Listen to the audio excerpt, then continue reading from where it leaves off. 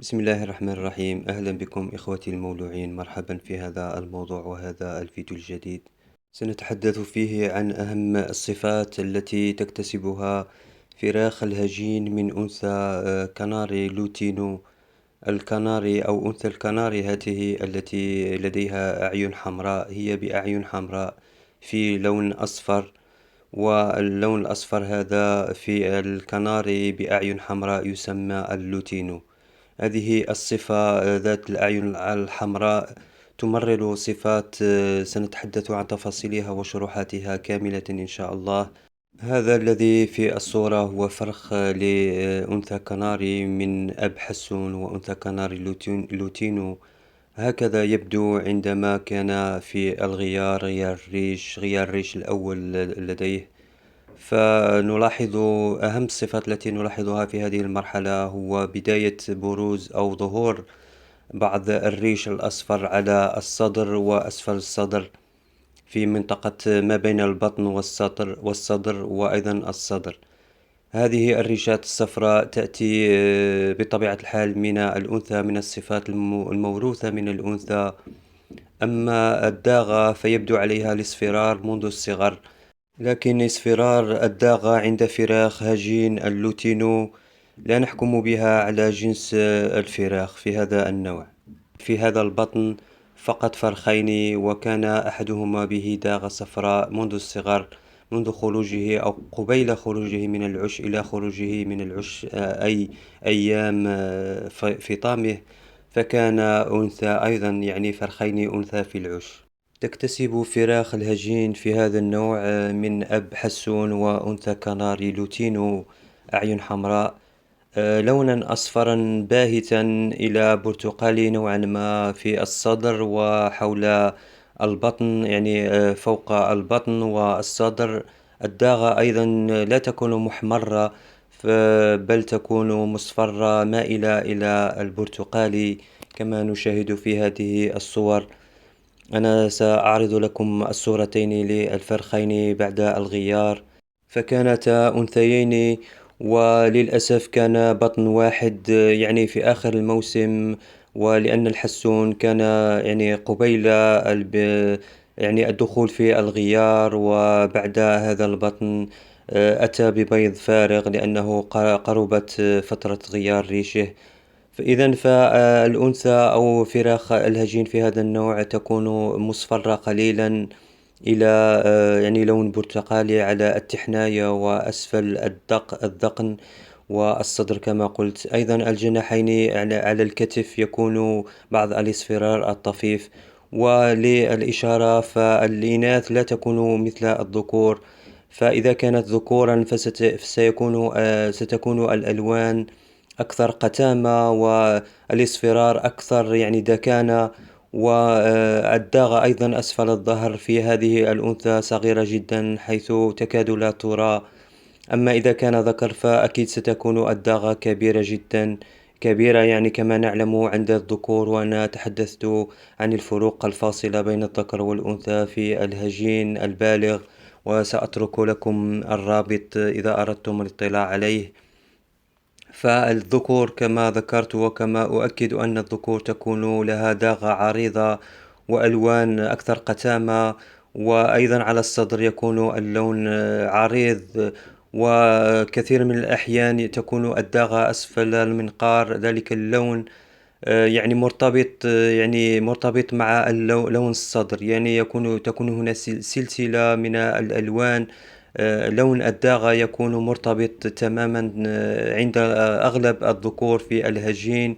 وتجاوز التحناية في الهجين الحسون في هذا النوع لا يدل على أنه ذكر، فنلاحظ أن التحناية تتجاوز العين، لكن فهي أنثى.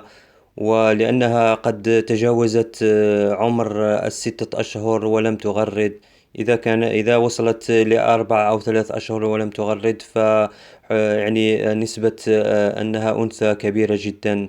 وهذه قد بلغت هي ويعني أختها الاثنتين، فكانتا أنثيين لم يغردان أو لم تغردان أبدا. أنا أظن أن الذكور في هذا النوع ستكون أفضل بكثير من هذه الإناث التي على الصور أو في الصور التي أعرضها عليكم. فالذكور غالبا ما تكون الألوان أكثر يعني قتامة وأكثر قوة، والألوان تكون عريضة جدا. كما نلاحظ الاصفرار على الصدر وعلى جوانب الصدر. التحناية كما نلاحظ أو كما ذكرت أنها تتجاوز العين رغم أنها أنثى. والتحناية يعني لون باهت بين الأصفر والبرتقالي. سأعرض عليكم هذه الصور مقربة لصدر هذه الإناث. الاصفرار يعني يبدو جليا على الصدر وأسفل الصدر.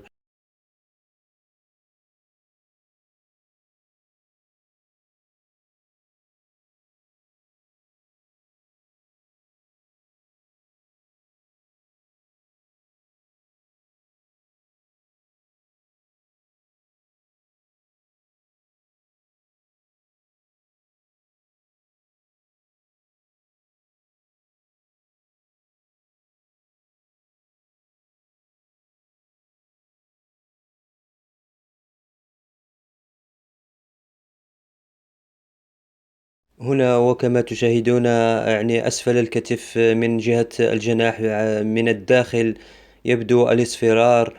رغم أنها أنثى لكن الاصفرار يعني بها في هذه المنطقة من الريش أسفل الجناح.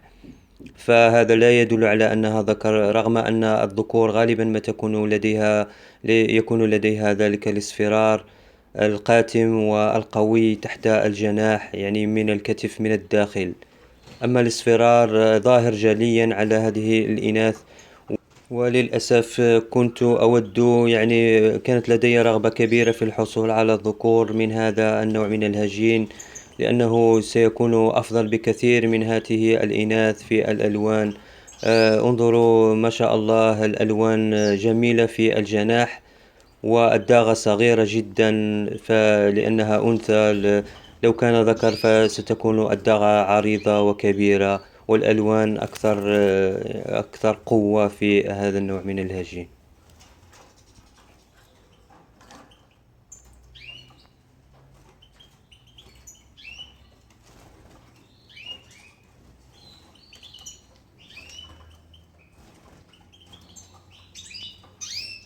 هذه الأنثى الثانية يعني أخت الأنثى الأولى. فالأولى مختمة لديها خاتم في الرجل اليمنى كما لاحظتم، وهذه ليس لديها خاتم على الرجل. فهما تتشابهان كثيرا في الألوان وفي الحجم وفي كل شيء.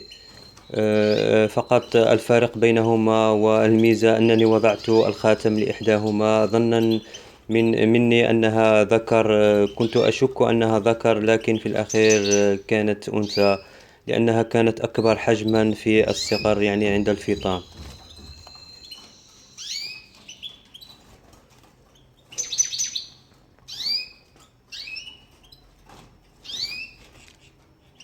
وهذه بعض الصور لفراخ أنثى الكناري لوتينو. وهذه كناري كما ترون ما شاء الله، يعني روعة في الألوان بأعين حمراء ما شاء الله. كان فرخين، فأنتجت من هذه الأنثى اللوتينو يعني فراخ كناري من ذكر كناري أيضا. وفي المقطع الموالي سأعرض عليكم لحظات لهيجان هذا الذكر الحسون مع أنثى اللوتينو، هذا الزوج الذي أنتجت منهما بطن للهجين. والذكر كان قريبا من دخول في الغيار فلا يستطيع التكبيس. كما تلاحظون أن منقاره بدأ يظهر عليه السواد. فإليكم هذا المقطع.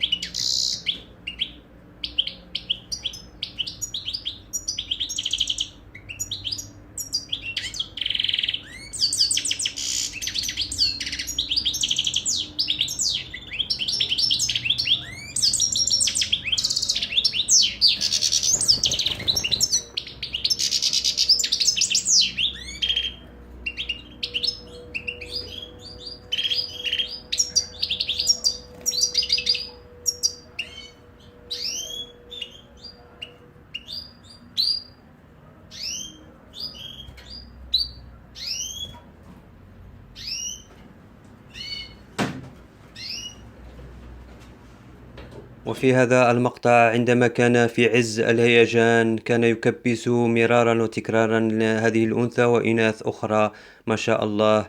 لا تنسونا من دعائكم وتعليق واشتراك من الزوار الجدد وإعجاب لدعم هذا الفيديو. شكرًا لكم، إلى فيديو قادم إن شاء الله، والسلام عليكم.